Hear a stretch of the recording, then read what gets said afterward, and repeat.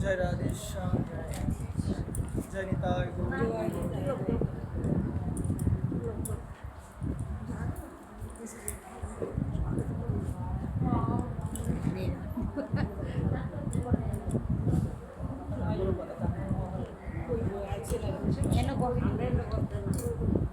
এমনি দিছে সঙ্গে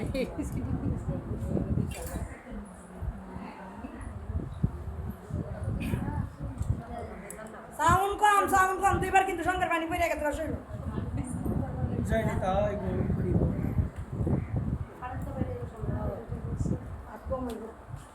ভগবানের কথায় প্রবেশ করার পূর্বে সর্বপ্রথম সশ্রদ্ধ প্রণীত নিবেদন করছি রাধা গোবিন্দ ভগবানের রাতুল রাঙ্গা শ্রীচরণ কমলে সশ্রদ্ধ প্রণীত নিবেদন করছি পরমারাধ্য পরম পূজ্য শ্রী গুরু মহারাজ প্রভুপাদ শ্রী শ্রী দেবব্রত গোস্বামী মহোদয়ের শ্রীচরণ কমলে সশ্রদ্ধ প্রণীত নিবেদন করছি উপস্থিত সকল কৃষ্ণ ভক্ত গৌর অনুরাগী মায়েদের প্রত্যেকে আপন আপন শ্রী গুরু মহারাজের শ্রীচরণ কমলে সশ্রদ্ধ প্রণীতি নিবেদন করছি সকলের আপন আপন শ্রী মাতা পিতার শ্রীচরণ কমলে সশ্রদ্ধ প্রণীতি নিবেদন করছি যাদের কৃপা ভিন্ন যাদের চরণদুলি বিনে কেউ কখনো আমার ভগবানকে লাভ করতে পারে নাই, সেই সমস্ত ভগবানের একান্ত অনুগত শুদ্ধ ভক্ত নিষ্কিঞ্চন ভক্ত তাদের শ্রীচরণ কমলে আমি অধম শ্রী বেশপীঠ থেকে জানাই অবনত মস্তকে শতকোটি দণ্ডবত প্রণাম। জয় নিতাই গৌর হরি বল। আমরা সবাই সমবেত হয়েছি আমাদের ধারাবাহিক আলোচনা প্রত্যেক পারণের মধ্যে অনুষ্ঠিত হয় শ্রী শ্রী ভগবতী দুর্গা মায়ের মন্দির প্রাঙ্গণে। আমাদের এই আয়োজন যেন আমরা সমস্ত ভক্তবৃন্দ একত্রিত হয়ে পরমেশ্বর ভগবান শ্রীকৃষ্ণ তার মুখনিসৃত বাণী শ্রীমদ্ ভগবদ্ গীতার আঙ্গিকে এই ভাগবতীয় সমাবেশের আয়োজন হয়। সেহেতু সকল গৌর ভক্তবৃন্দ কৃষ্ণ ভক্তবৃন্দদের শ্রীচরণে আমি অধম নিবেদন করে বলি, এই যে আমাদের আলোচনাগুলো হচ্ছে এতদিন যাবৎ, আপনি যদি আপনার বিবেককে প্রশ্ন করেন এই যে এত এত আলোচনা হয়েছে, সেই আলোচনা থেকে কয়টি বিষয় আমি আমার বাস্তবিক জীবনে প্রয়োগ করতে পেরেছি। মনে রাখবেন একটি কথা, আমাদের এই বর্তমান কলিযুগে আমরা ভগবানের কথা অনেক শুনি, আমরা ভগবানের কথা শোনার পরে সেই কথাগুলো মনে থাকে আমাদের।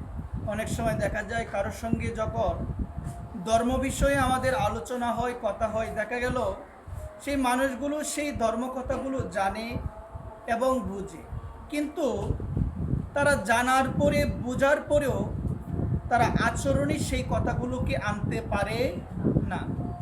আমার এই নিবেদন, অনেক সময় আমরা বলি যে এটা আমি জানি বা বিভিন্ন বিষয় আমি জানি, তো আপনার এই জানাটা সার্থক কখন হবে?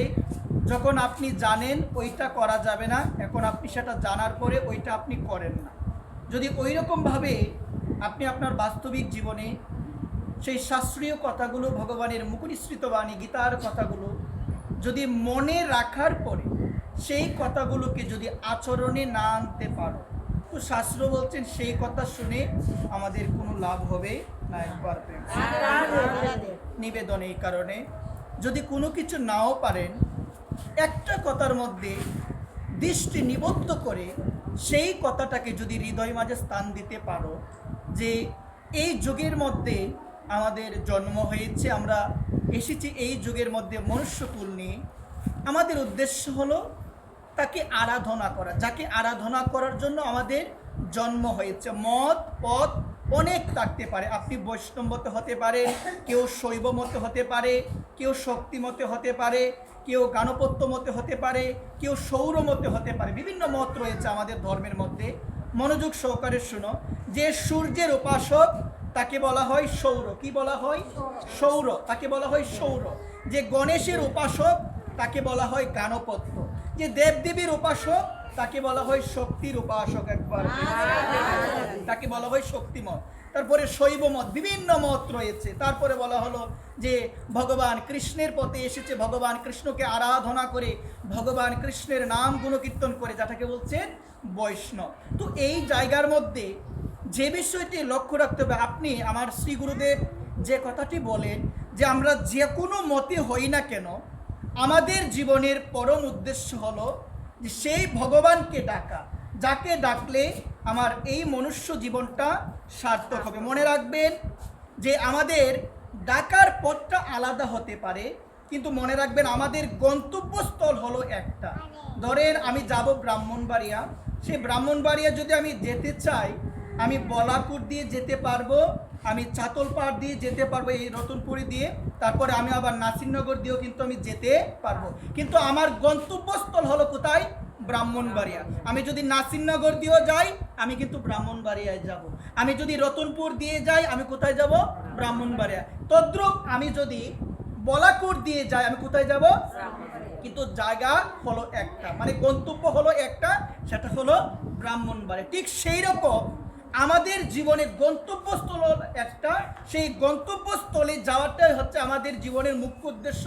যদিও টাকার পথ আলাদা হতে পারে, পথটা আলাদা হতে পারে, মতটা আলাদা হতে পারে, কিন্তু আমরা যে মতেই আছি না কেন, আমরা সেই মতে আমরা আমাদের সেই ইষ্টদেবকে স্মরণ করবো। সেই ইষ্টদেবকে স্মরণ করবো। এই কারণে সকলের চরণে আমার এই নিবেদন থাকবে, মা আমাদের জীবনের উদ্দেশ্য হলো মা সেই বিবেকটাকে জাগ্রত করা, যে বিবেক আমাদের বলে যে কোন পথে চললে আমাদের মঙ্গল হবে, কোন পথে চললে আমাদের অমঙ্গল হবে। মা শাস্ত্র বলছেন আমাদের জীবনের 3টা স্তর রয়েছে। কয়টা স্তর মা?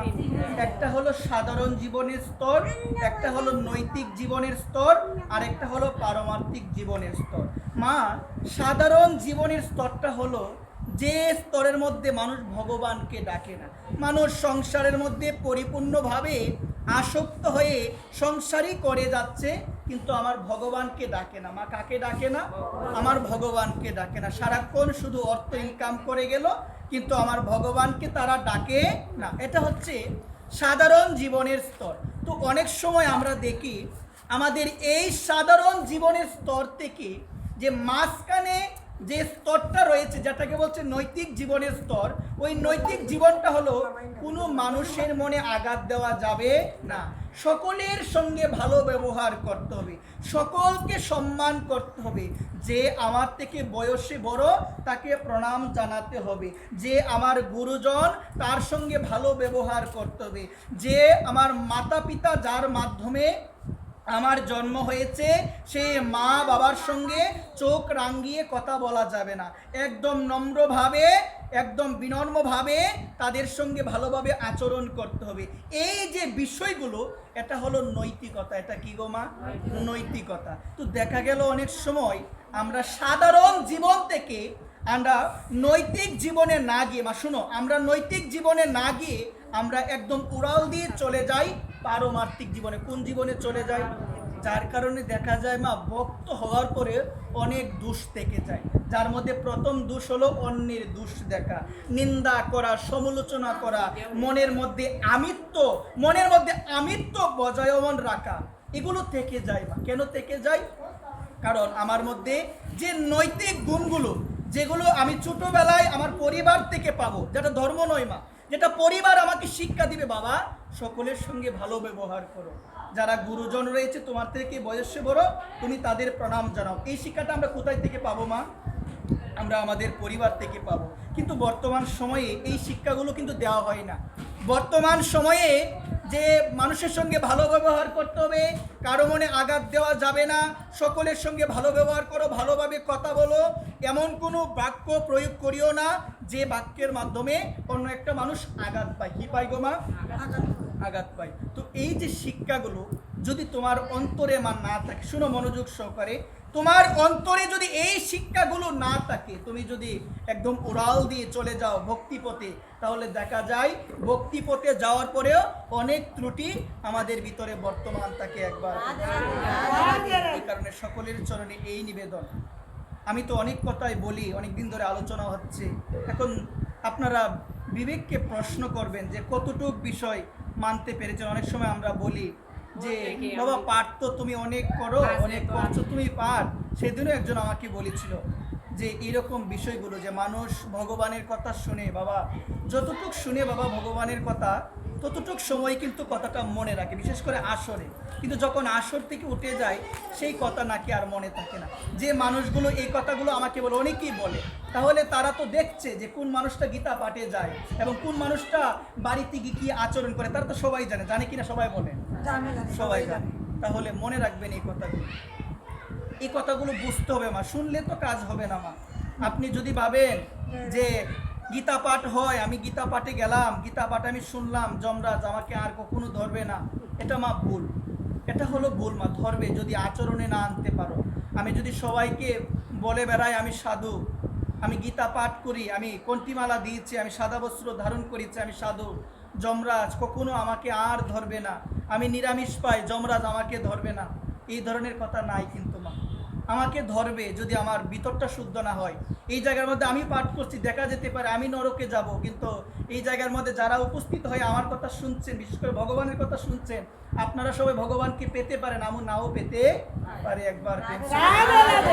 এই কারণে মা সব থেকে গুরুত্বপূর্ণ হলো মা এই অন্তঃকরণকে শুদ্ধ করা, যেটাকে বলছে হৃদয়। কি বলছে গো মা? হৃদয় বলছে মা। আমরা দেখবেন বর্তমান সময়ে কারো উন্নতি আমরা দেখতে পারি না, দেখতে পারি মা? কারো উন্নতি দেখতে পারি না, নিন্দা না করে আমরা থাকতে পারি না, সমালোচনা না করে আমরা থাকতে পারি না। আমরা অনেক কিছুই করি মা, যেগুলো একদম ভুল, নিষেধ মা।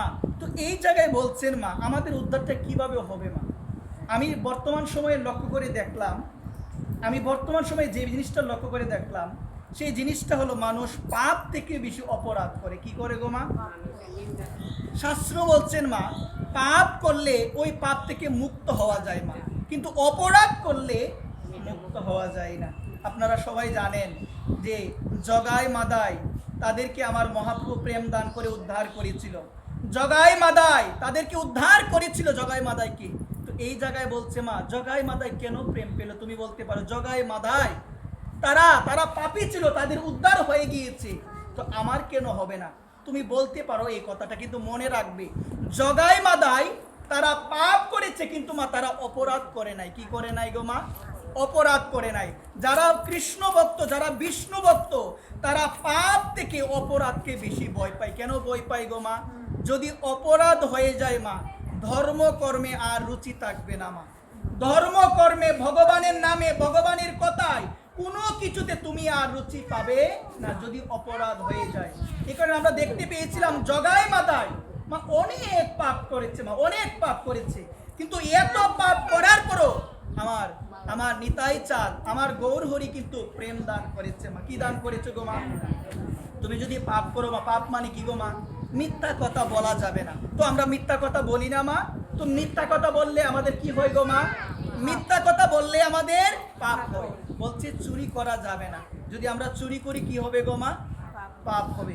তো এই যে পাপটা হয় মা, এই পাপ যদি আপনি করেন মা, এই পাপের থেকে কিন্তু মুক্ত হওয়া যায়, আপনি বের হতে পারবেন। কিন্তু যদি অপরাধ হয়ে যায় মা, অপরাধটা কি গো মা? সাধু নিন্দা, বৈষ্ণব নিন্দা, এটা বর্তমান সময়ে সর্বাধিক বেশি হয় মা। সাধু নিন্দা হচ্ছে, বৈষ্ণব নিন্দা হচ্ছে মা। যদিও যারা সাধু, যারা বৈষ্ণব মা, প্রকৃতপক্ষে যারা বৈষ্ণব, তাদের যদি কেউ নিন্দা করে মা, তাদের যদি কেউ সমালোচনা করে, তারা বলে যে আমার সমালোচনা করছে সেই তো হলো আমার আসল বন্ধু। একবার কেন? কারণ প্রত্যেকটা মানুষের জীবনে মা দোষ ত্রুটি থাকে না মা?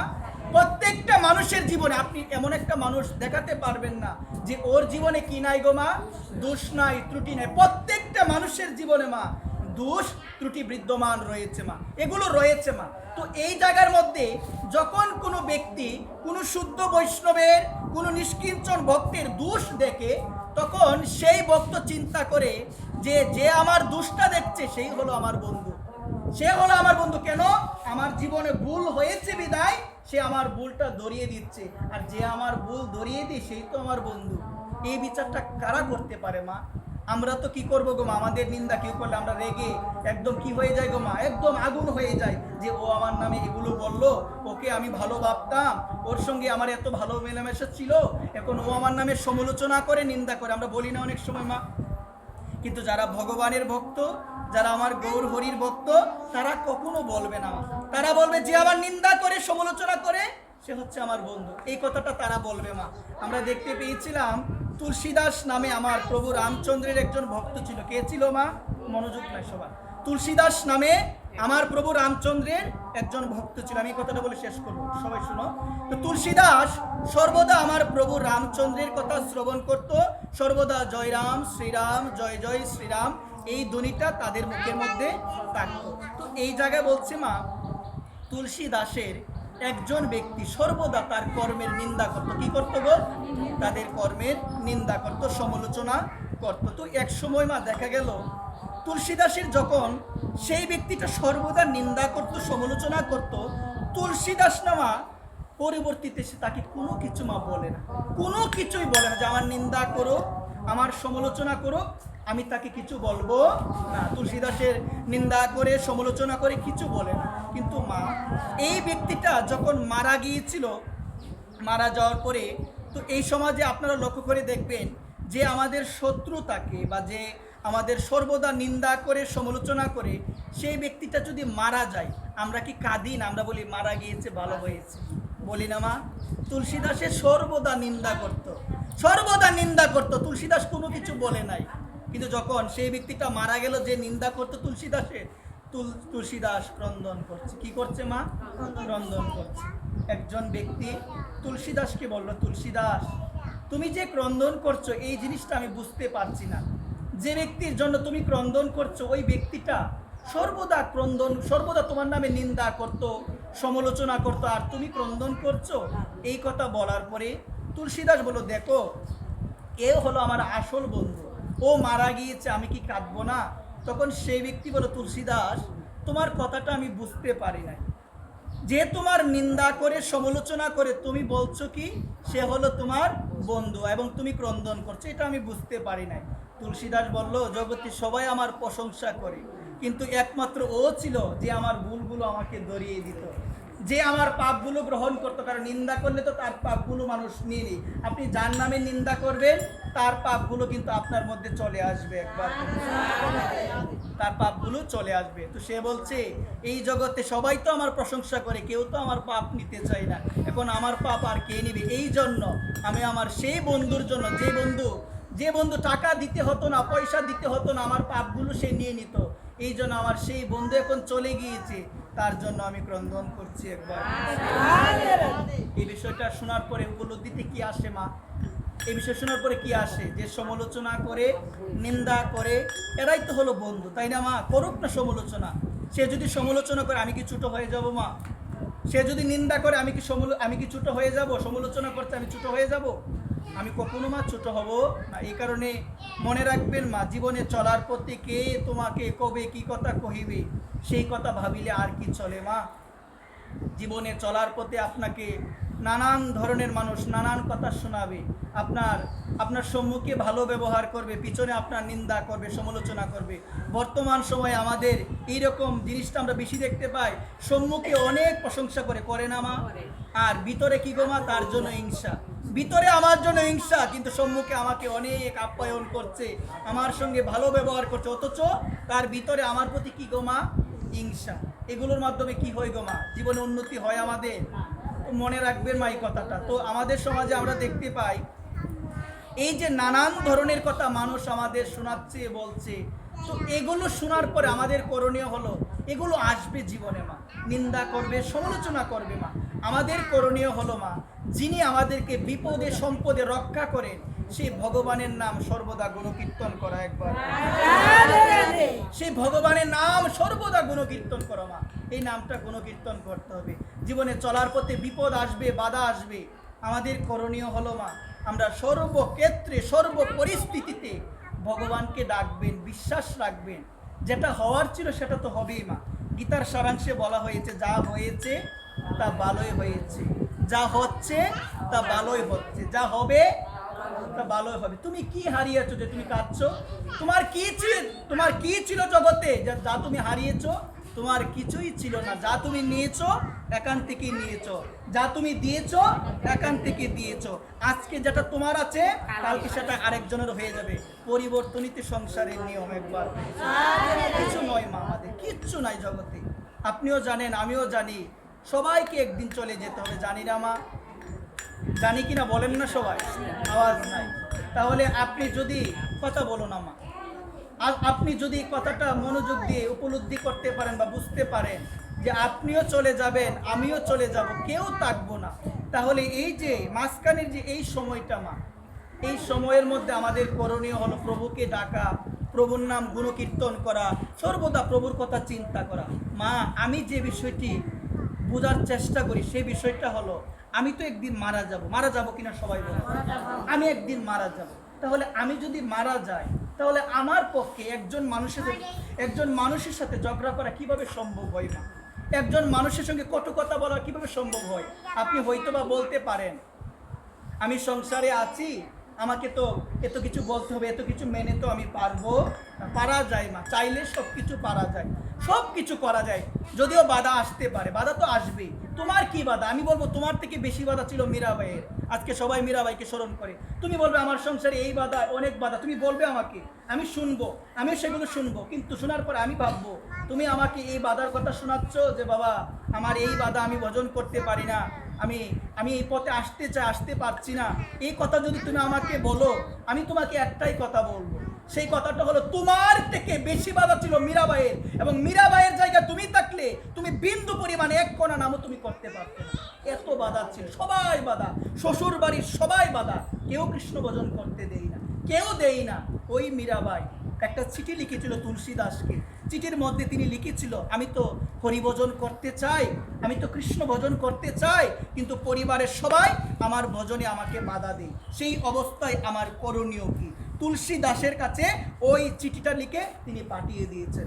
তুলসী দাস যখন ওই চিঠিটা তিনি পেল, পাওয়ার পরে তিনি আবার লিখে দিল যে ব্যক্তি হরি ভজনে তোমাকে বাধা দেয় তাদের ত্যাগ করে তুমি চলে যাও। একবার তাদের ত্যাগ করে তুমি চলে যাও, তাদের মঙ্গল হবে। তো এই জায়গায় মা যে জিনিসটা উপলব্ধি করবেন, তোমার স্বামী, শুনো, তোমার স্বামী যদি তোমাকে হরিভজন করতে বাধা দেয়, তুমি কোনো ধামে যাবে, কোনো জায়গায় যাবে, যদি বাধা দেন, কোনো জায়গা বলতে ধাম, তীর্থক্ষেত্র, সেখানে তোমার যাওয়ার ইচ্ছা, বাধা দিচ্ছে, এখন তুমি যদি ভাবো আমি কি করে যাই, আমার স্বামী আমাকে বাধা দিয়েছে। মা শুনো মনোযোগ সহকারে, খুবই গুরুত্বপূর্ণ কথা, ভাগবতের কথা, বাধা দিয়েছে। এখন তুমি যদি ভাবো উনি তো আমার পতি দেবতা, এখন উনার কথা তো আমাকে শুনতে হবে। শুনো, সেই স্বামী নয়, সেই মাতা নয়, সেই পিতা নয়, সেই ব্রাতা নয় যে কৃষ্ণ ভজনে বাধা দেয়। একবার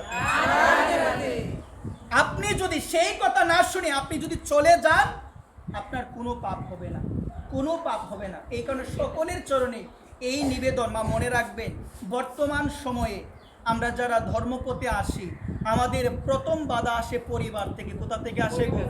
পরিবার থেকে আসে। শোনো মনোযোগ সহকারে, কলিযুগের নিয়ম হলো একজন সাধু হলে 10 বাড়ির মানুষ দেখতে চায়, কিন্তু নিজের ছেলে সাধু হবে এটা মানতেই পারে না।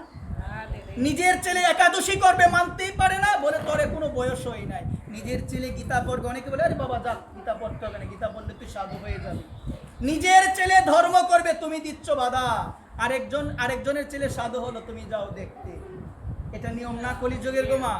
এটাই তো কলিযুগের ধরন হয়ে গিয়েছে, কলিযুগের মধ্যে এটাই চলছে মা। নিজের সন্তানকে সাধু করব, নিজের মেয়েকে হরিভজনের শিক্ষা দিব, এগুলো নাই আমাদের মধ্যে এখন, এগুলো নাই। এখন আমাদের বর্তমান জেনারেশনে ধর্মের তো কোনো কথাই নাই। আপনারা যখন আসবেন আপনারা চেষ্টা করবেন, যদি ঘরের মধ্যে বৌমাতাকে নিয়ে যাবেন আপনারা ভাববেন লোকে কি বলবো। আপনারা ভাবেন না আমাদের জীবনের সব থেকে বড় দোষ হলো পাঁচের লোকে কিছু বলে, এটাই চিন্তা করা। কে জানে কি বলে, আরে কে জানে কি বলে, এটাতে তুমি কি করবে? এটাতে কি করবে? তুমি যদি তোমার মেয়েটাকে, তুমি যদি তোমার ছেলেটাকে, ছোট ছেলে তাকে নিয়ে আসো, দেখবে শুনতে শুনতে তোমার মনে নাও থাকতে পারে কিন্তু তার মনে থাকবে, তার মনে থাকবে। রামকৃষ্ণ পরমহংসদেব বলেছেন গাছ যখন ছোট থাকে গাছকে নাড়ানো যায়, বাঁকানো যায়, সব কিছু করানো যায়, এটাকে নাড়াতে পারবে? গাছটা বড় হয়ে গেলে আর নাড়ানো সম্ভব। ঠিক সেই রকম বাচ্চাদের মন অবিকল একটা ছোট গাছের মতো, যেটাকে নাড়ানো যায়, বাঁকানো যায়। তোমার বাচ্চাটা যদি ছোট থাকে, তুমি যদি ভক্তির শিক্ষা দাও, যদি এটা বলো সকালে উঠে তোমার পিতা মাতাকে প্রণাম করো, সকালে উঠে ভূমি দেবীকে প্রণাম করো। আরে বলতে হবে না নিরামিষ খাওয়ার কথা, এটা আমি এটা বলছি না। বলবেন সকালে উঠে তুমি যে ঘুম থেকে উঠছো ভগবানকে স্মরণ করো, ভূমি দেবীকে প্রণাম করো। এবার ভূমি দেবীকে প্রণাম করো, ঠাকুর ঘরে যাও, প্রণাম করো, যে কোনো কাজের শুরুতে ভগবানকে প্রণাম করো। তুমি যদি এই শিক্ষাটা ছোটবেলায় তুমি তাকে দিতে পারো, সারা জীবন কিছু যদি নাও করতে পারে, এই শিক্ষাটা তার হৃদয়ে থাকবে একবার। বর্তমান জেনারেশনে এগুলো নাই মা, এগুলো নাই। মা বাবা কিছু বলতেই পারে না, আত্মীয় স্বজন কোনো কিছু বলতেই পারে না, উপদেশ দিতেই পারে না, উপদেশ দিলে একদম অবস্থা শেষ। তো এটা হয় না মা, এটা হয় আমাদের দোষে মা, এটা হয় আমাদের দোষে। এমন একটা সময় আমাদের জীবনে আসে যখন উপদেশ দিলে আর কোনো লাভ হয় না মা। লাভ হয় কি গো মা? লাভ হয় না। একটা বাচ্চা, মা শুনো মনোযোগ সহকারে, চাণক্য পণ্ডিত বলছেন একটা বাচ্চাকে কতটুক সময় আদর করতে হয়, কতটুক বয়স পর্যন্ত আদর করতে হয় একটা বাচ্চাকে, কতটুক বয়সের পর থেকে তাকে শাসন করতে হয়, কতটুক বয়স পার হয়ে গেলে তার সঙ্গে বন্ধুর মতো আচরণ করতে হয়। চাণক্য পণ্ডিত বলছেন একটা বাচ্চা যখন 1 থেকে 5 বছর, তার কোনো দোষ দেখা যাবে না। বিভিন্ন ভুল করতে পারে, কি দেখবেন না তার মা? দোষ দেখবেন না। কিন্তু মা যখন 5 থেকে পার হয়ে যাবে, 5 থেকে 15 মা শাসন করবেন। মা মনে রাখবেন আদরের অনেক দোষ, শাসনের অনেক গুণ। একবার প্রেম সে এটা করতে হয় মা। তো এই জায়গায় কি বলছেন 5 থেকে 15 বছর মা শাসন করো মা। এখন আমি কি বলবো মা, আমাদের সময়ে সন্ধ্যা হলে মা কোনো বাচ্চা বাইরে থাকতে পারতো না, এখন তো বাইরে ঘোরাফেরা করে। আমাদের সময়ে মা এগুলো ছিল না, সন্ধ্যাবেলায় ঘুরে বিভিন্ন খেলাধুলা করছে, মা পুজো নেই না, মা ডাকো দেই না, মা ভাবে আমার ছেলে আসবে, তো তুমি কি দেখবে না তোমার ছেলেটা কি করছে? মা আমরা এভাবে দেখেছি, আমাদের সময় এগুলো ছিল না। এক সন্ধ্যা হয়েছে ঘরের ভিতরে আসতে হবে, এক দুপুর হয়েছে আমার মা গল লাগিয়ে দিত, ঘরের মধ্যে থাকতেই হবে, ঘরের মধ্যে থাকতে হবে। এগুলো নাই মা বর্তমানে। এখন মা বাবা আর শাসন করে না, শাসন কখন করে জানো মা? একটা জিনিস আমার খুবই খারাপ লাগে, তোমার ছেলে খারাপ কাজ করেছে, তুমি কিছু করছো না, এখন তোমার আত্মীয় স্বজন যদি একটা কথা বলে তখন রেগে গিয়ে 1-2টা তুমি বসিয়ে দাও। ওই রকম হয় না মা? হয় মা এরকম। এটা খুবই খারাপ। এই মা বাবাগুলো যদি মা আচরণ ভালোভাবে, তারা আচরণে উন্নীত না হতে পারে, কিভাবে শিক্ষা দিবে মা? তো এই কারণে বলছেন মহাজন আর আসতে পারে না মা। মহাজন আসতে চাচ্ছে কিন্তু গর্ব পাচ্ছে না মা, সেই গর্বই তো নাই এখন। এখন তো সেই গর্বটা নাই মা, দীক্ষা আমরা নিই না, গর্বের সন্তান আসে কিনা সবাই বলো মা। মা বুঝতে হয়, না জানলে তো এগুলো হয় না মা। এই যে এই গর্বে যখন সন্তান আসে মা, ভগবানের নাম করতে, অনেক জায়গার মধ্যে বলে সেবা দেওয়া যাবে না গর্বের সন্তান আসলে, বলে না মা? আমাদের চাতুল পারে বলে গো এই কথা, বলে। দেখো কি অবস্থা। ভাগবতে বলছে মা বেশি করে, ও মা বেশি করে ভগবানকে ডাকো। তুমি যত ধরনের মেডিকেল সায়েন্স প্রমাণিত এই বিষয়টা, মেডিকেল সায়েন্স তারা বলেছে গর্ভে থাকা অবস্থায় মা যা করবে সন্তানটা সেটা নিয়ে জন্মগ্রহণ করবে। তুমি যদি হরি ভজন করো, তুলসী গাছে জল দাও, বেশি করে ভগবানকে ডাকো, বেশি করে ভগবানকে ডাকো, তোমার গর্ভে যে সন্তানটা থাকবে সেটা ভগবানের ভক্ত হয়ে জন্মগ্রহণ করবে। এখন এগুলো নাই। এখন ডাক্তার বলে রেস্ট, একদম রেস্টে থাকো, টিভি দেখো।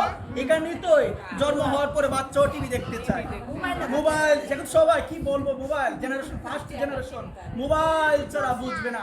আমাদের সময় তো ছিল না মা, এখন তো মা বাবা বলে পারি না, কি করব, কাজও করতে পারি না। আগের দিনে এখন 2টা সন্তান 3টা সন্তান পালন করতে পারে না। আগে 10টা ছিল, 12টা ছিল, 7টা ছিল। তখন কি পারে নাই মা? এখনো পারবে মা, কিন্তু এটা কলি লেগে গিয়েছে তো, কলির দশা, এই কারণে পারে না। তো এই জায়গায় মা মনোযোগ সহকারে বিষয়গুলো বুঝতে হবে মা। আমাদের যে জিনিসগুলো উপলব্ধি করতে হবে, গর্বে মা তোমাদের কোনো আত্মীয় স্বজনের যদি আসে মা, বলবে এই কথাটা। আমরা দেখতে পেয়েছিলাম প্রহ্লাদ মহারাজ 5 বছরে ভগবানকে পেয়েছিল। কিভাবে সম্ভব?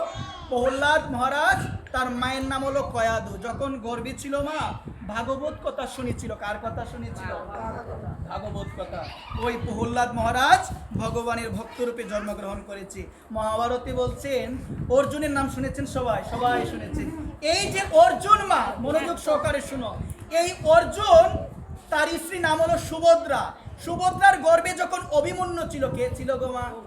সুভদ্রার গর্ভে যখন অভিমন্যু ছিল মা, তো অভিমন্যু থাকার পরে অর্জুন একদিন সুভদ্রাকে চক্রব্যূহের জ্ঞান দিচ্ছিলেন। কিসের জ্ঞান গো মা?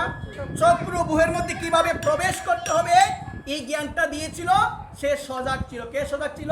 সুভদ্রা মহারানী। যখন বের হওয়ার শিক্ষাটা দিবে তখন ঘুমিয়ে গিয়েছিল। কে ঘুমিয়ে গিয়েছিল গো মা? সুভদ্রা মহারানী। যার কারণে এই অভিমন্যু যখন জন্মগ্রহণ করেছিল, চক্রব্যূহে কিভাবে প্রবেশ করতে হয় জানে, কিভাবে বের হতে হয় জানে না। এই কারণে অভিমন্যুর মৃত্যু হয়েছিল। এই কুরুক্ষেত্রের যুদ্ধে চক্রব্যূহে প্রবেশ করেছিল, কিন্তু আর বের হতে পারে না। কেন মা? এটা কখন শিক্ষা গ্রহণ করেছিল মা?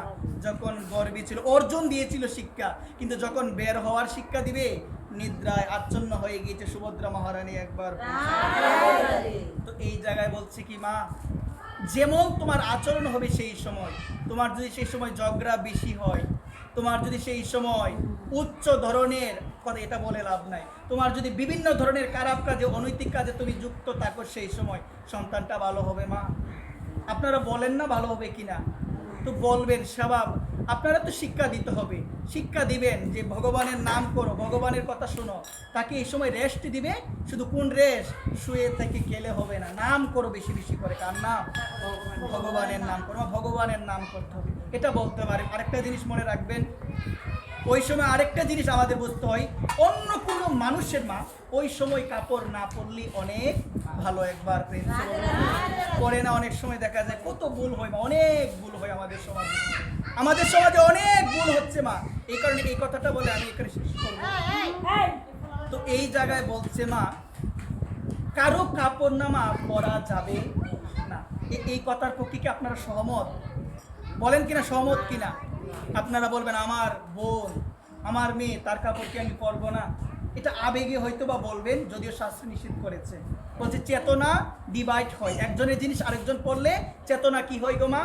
ডিভাইড হয়। এটার এই কাহিনীটা আমি বলি, যদিও একদিন বলেছিলাম, আবার বলছি, একটু শুনো মনোযোগ সহকারে। মহাভারতে আমরা দেখতে পেয়েছিলাম, আপনারা সবাই নাম শুনেছেন, পরীক্ষিত মহারাজের নাম সবাই শুনেছেন। পরীক্ষিত মহারাজ, তিনি ছিল ভগবানের একজন পরম ভক্ত। এক সময় আমার মনে একটা প্রশ্ন জেগেছিল, পরীক্ষিত মহারাজ সে তো ভগবানের ভক্ত, তাহলে পরীক্ষিত মহারাজ সে যদি ভগবানের ভক্ত হয়, তাহলে সে হঠাৎ করে মৃগয়া করতে কেন গেলেন? হরিণ শিকার করতে কেন গেলেন? আর হরিণ শিকার করতে গিয়ে একজন মুনির গলার মধ্যে সাপ কেন দিলেন? তিনি তো ভগবানের ভক্ত। যখন প্রশ্নটা জাগলো, উত্তর পাই না। তো কিছুদিন পূর্বে আমি যে জিনিসটা দেখতে পেলাম শাস্ত্রের মধ্যে, এই যে মহারাজ, কথা কিন্তু আমার এখানে উঠবে মা, পাঠ দিতে পারবো না আজকে। তো এই জায়গার মধ্যে বলছে মা, এই যে পরীক্ষিত মহারাজ, উনি এক সময় তার মনে ইচ্ছা জেগেছিল যে আমার দাদু, আমার পিতামহ, আমার জেঠুমশাই, আমার কাকাশ্রী, তারা কি কি পোশাক পরতো, এগুলো গিয়ে আমি একটুবার দেখে আসবো এগুলো। তিনি গিয়েছিল মিউজিয়াম, যেটাকে বলে এখন বর্তমান ভাষায় আমরা যেটাকে মিউজিয়াম বলি, যেটার মধ্যে পুরনো অনেক জিনিস সংগ্রহ করে রাখা হয়। সেখানে গেল, সেখানে যাওয়ার পর অনেক কিছু মা দেখলো। দেখার পরে মা হঠাৎ একটা মুকুট, সুন্দর কথা শুনো, একটা ভালো লেগেছে এবং একটা পোশাক ভালো লেগেছে, সেটা সে পরিধান করলো। পরিধান করার পরে সঙ্গে সঙ্গে চিন্তা আসলো, আমি হরিণ শিকার করতে যাব একবার। আমি যদি আমার মায়েদের বলি, কার পোশাকটা পরলো গো? দুর্যোধনের পোশাকটা পরেছে একবার। এত সুন্দর ছিল, মোহিত হয়ে গিয়ে সেই পোশাক পরলো। যখনই পোশাক পরলো, চিন্তা একদম পরিবর্তন হয়ে গিয়েছে। আগে ছিল ভগবত চিন্তা, এখন হয়ে গেল হরিণ শিকার করতে যাব। হরিণ শিকার করতে গেল মা, হরিণ শিকার করতে গেল। হরিণ শিকার করতে গিয়ে সে পিপাসার্ত হয়ে গিয়েছে। সে গেল শ্রমিক মুনির আশ্রমে। শ্রমিক মুনিকে ডাকছেন, আমাকে জল দাও, জল দাও, জল দাও। শ্রমিক মুনি তো ধ্যানে আছেন, তিনি শুনতে পেলেন না। তিনি শুনতে পেলেন না। সে ভাবলো, গর্ব অহংকারে ভাবলো, আমি হলাম মস্তিনাপুরের রাজা, আমি হলাম মস্তিনাপুরের রাজা, আমি দেখছি আমাকে জল দেই না। এই ভাবটা না মা আগে কখনো তার ছিল না। কখন আসলো গো মা? যখন এই পোশাকটা পরলো মা। আগে ছিল না পরীক্ষিত মহারাজের মনে ওই রকম অহংকার। যখনই পড়লো মা, এইরকম ভাব আসলো। যখন দেখলো আমি রাজা হয়ে তার কাছে জল প্রার্থনা করছি, আমি পিপাসার্ত, আমাকে দেই না। হঠাৎ আশ্রমের নিকটে দেখলো একটা মৃত সর্প, সেটা পড়ে আছে ভূমির মধ্যে। সে তার তীর দিয়ে সেটাকে তুলে শ্রমিক মুনির গলার মধ্যে পেঁচিয়ে দিয়েছে, পেঁচিয়ে দিয়ে চলে গিয়েছে। হঠাৎ করে একজন দেখলো শ্রমিক মুনির গলার মধ্যে সর্প পেঁচানো অবস্থায় রয়েছে। সে গিয়ে তার সন্তানকে বলল, সন্তান তখন ছিল কৌশিকী নদীর জলের মধ্যে। যখন গিয়ে বলল, শৃঙ্গ, তোর বাবার গলার মধ্যে কোন মূর্খ রাজা যেন সর্প পেঁচিয়ে দিয়েছে। সে কোনো কিছু চিন্তা করলো না, কৌশিকী নদীর জল হাতে নিল এবং বলল, যে মূর্খ রাজা আমার পিতার গলার মধ্যে সর্প পেঁচিয়ে দিয়েছে, আমি তাকে অভিসম্পাদ করলাম, আগামী 7 দিনের মধ্যে তক্ষক দংশনে তার মৃত্যু হবে। একবার তক্ষক দংশনে তার কি হবে গো? আগের দিনে ব্রহ্ম অভিশাপ লেগে যেত, বর্তমান সময়ে লাগে না। লাগে কি? বর্তমান সময় লাগবে না, কারণ এখন আর সেই সাধনাটা নাই। আগের দিনের যে সাধনা ছিল মা, মন্ত্রের মাধ্যমে আগুন ধরে যেত, এখন আর সেই সাধনাটা নাই। আগের দিনে যে অভিশাপ, ব্রাহ্মণ যে অভিশাপ দিত, সেই অভিশাপটা লেগে যেত, এখন আর সেটা লাগে না। যদিও লাগবে, যদি তুমি অযথা ব্রাহ্মণের মনে কষ্ট দাও। মনে রাখবে একটা কথা মা, আমাদের 4 বর্ণের মধ্যে শ্রেষ্ঠ বর্ণ হলো ব্রাহ্মণ, তাকে সম্মান করতেই করতে হবে। মনে রাখবেন, আমার ভগবান ব্রাহ্মণ এবং গাভীকে অনেক ভালোবাসে। মন্ত্রে বলি না, নমো ব্রহ্মণ্য দেবায় ভূ ব্রাহ্মণ হিতায় চ। আমার ভগবান তিনি ব্রাহ্মণ এবং তিনি গাভীর হিতকারী। তাহলে আমার ভগবান কি অন্য কারো হিতকারী নয়? সবার হিতকারী, সবার মঙ্গল করে। জগদ্দিতায় চ, তিনি সকলের মঙ্গল করে। মনে রাখবেন, সম্মান করবেন সবাইকে, সবাইকে সম্মান করতে হবে। এবং চতুর্বর্ণের মধ্যে শ্রেষ্ঠ বর্ণ হলো, সবাই আওয়াজ দিয়ে বলেন, কোন বর্ণ? ব্রাহ্মণ বর্ণ। তাদেরকে সম্মান কে কি করলো এটা দেখবেন না মা। ব্রাহ্মণকে সম্মান করতে হবে, তাদেরকে সম্মান করতে হবে। এখন বর্তমান সময়ে আমাদের মধ্যে তো এটা নাই।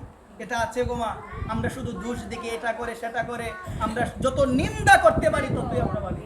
মনে রাখবেন, ব্রাহ্মণ পত্নী হলো মায়ের সমান।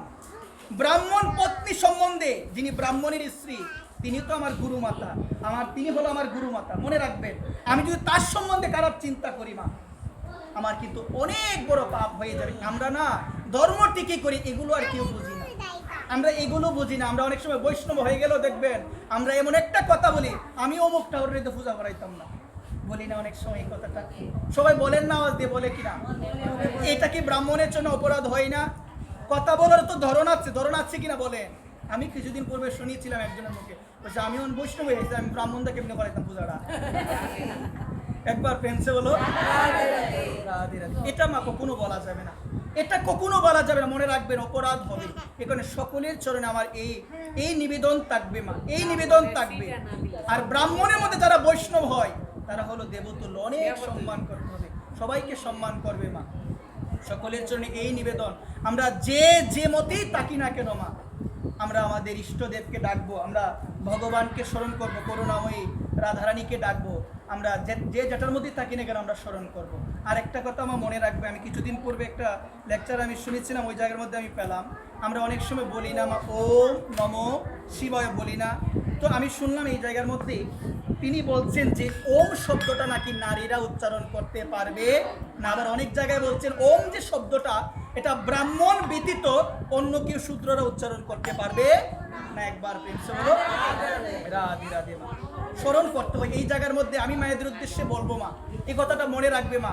দেবাদিদেব মহাদেবকে স্মরণ করতে হয়, প্রতিদিন পঞ্চদেবতার নাম আপনাকে করতে হবে। এর মধ্যে একজন হলো দেবাদিদেব মহাদেব। বলবেন শ্রী শিবায় নমস্তুভ্যং শ্রী শিবায় নমস্তুভ্যং, শ্রী শিবায় নমস্তুভ্যং, নমঃ শিবায়। ওম নমঃ শিবায় বলবেন না, বলবেন নমঃ শিবায়, নমঃ শিবায়, নমঃ শিবায়, নমঃ শিবায়। শম্ভু সদাশিব, শম্ভু সদাশিব, শম্ভু সদাশিব। আমার বৃন্দাবনের অন্যতম বাবাজি মহারাজ, যার নাম হলো প্রেমানন্দ দাস বাবাজি মহারাজ, উনি বলেন সর্বদা বলবে শম্ভু সদাশিব, শম্ভু সদাশিব, শম্ভু সদাশিব। একবার প্রেম সে। রাধে রাধে। শেষ করে দিব না? 20টা শেষ করে দিই। জয় নিতাই কীর্তন করুক, রাধে রাধে। বেশি বললে আবার শুনতে মনোযোগ দিতে হবে না। জয় নিতাই গৌর হরি বল। সকলের চরণে এই নিবেদন। আমি আরো কয়েকটা কথা বলে এখানে শেষ করি। আপনারা সবাই কি সূর্য দেবতাকে প্রণাম করেন? আওয়াজ দিয়ে বলেন, সবাই করেন? সূর্য দেবতাকে প্রণাম করতে মনে রাখবেন মা।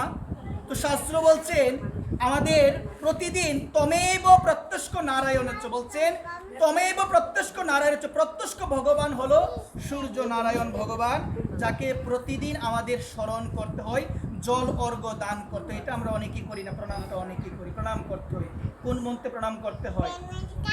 ওম জবা কুসুম সংকাশ্যম কাশ্যপেয়ং মহাদুতিম দান্তারিং সর্বপ্রাপগ্ন প্রণতোস্মি দিবাকরম। দিয়ে দাও এটা, আজকে বসাবে না, এসব উঠে যাবে। সামনে বসলে, বাচ্চা নিয়ে বসলে ভিডিও শেষ। জয় নিতাই গৌর হরি।